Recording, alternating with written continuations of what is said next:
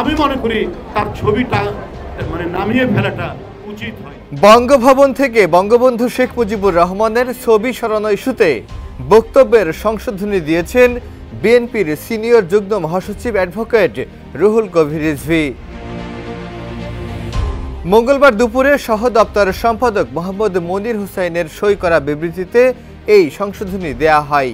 ওই বিবৃতিতে রিজভী বলেন, সকালে একটি অনুষ্ঠানে আমার দেয়া বক্তব্য নিয়ে বঙ্গভবন থেকে শেখ মুজিবের ছবি সরানো উচিত হয়নি শিরোনামে একটি সংবাদ অনলাইনে প্রকাশিত হয়েছে। গণমাধ্যমে প্রকাশিত বঙ্গভবন থেকে শেখ মুজিবের ছবি নামানো হয়েছে মর্মে একটি সংবাদের প্রতি আমার দৃষ্টি আকর্ষণ হয়। আমি মনে করেছিলাম বঙ্গভবনের দরবার কক্ষে যেখানে সব রাষ্ট্রপতির ছবি থাকে সেখান থেকে শেখ মুজিবের ছবি নামানো হয়েছে। মূলত ছবিটি সরানো হয়েছিল বঙ্গভবনের অন্য একটি অফিস কক্ষ থেকে। শেখ হাসিনার ফ্যাসিবাদী শাসনে শেখ মুজিবের ছবি রাখার বাধ্যতামূলক আইন করা হয়েছে। ফ্যাসিবাদী আইনের কোনো কার্যকারিতা থাকতে পারে না। অফিস আদালত সর্বত্রই দুঃশাসনের চিহ্ন রাখা উচিত নয়। অনাকাঙ্ক্ষিত ওই বক্তব্যের জন্য আমি দুঃখিত। মাঠের অলরাউন্ডার আমি, আর ঘরের অলরাউন্ডার টাইলক্স।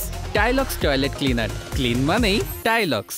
রক্তদান কর্মসূচি এবং এর আগে সকাল 10টার দিকে বিএনপির কেন্দ্রীয় কার্যালয়ের নিচতলায় বিএনপি আয়োজিত ফ্রি মেডিকেল ক্যাম্প ও রক্তদান কর্মসূচির অনুষ্ঠানে রিজভী বলেছিলেন, জাতীয় পর্যায়ে যাদের অবদান আছে তাদের স্বীকার করতেই হবে। কেউ অপরাধ করলে ইতিহাস ও জনগণ তার সিদ্ধান্ত নেবে। আওয়ামী লীগের মতো সংকীর্ণ মনা দল বিএনপি নয়। মুজিবের ছবি সরিয়ে দেয়া উচিত হয়নি। বঙ্গভবন থেকে বঙ্গবন্ধু শেখ মুজিবুর রহমানের ছবি নামানো ঠিক হয়নি।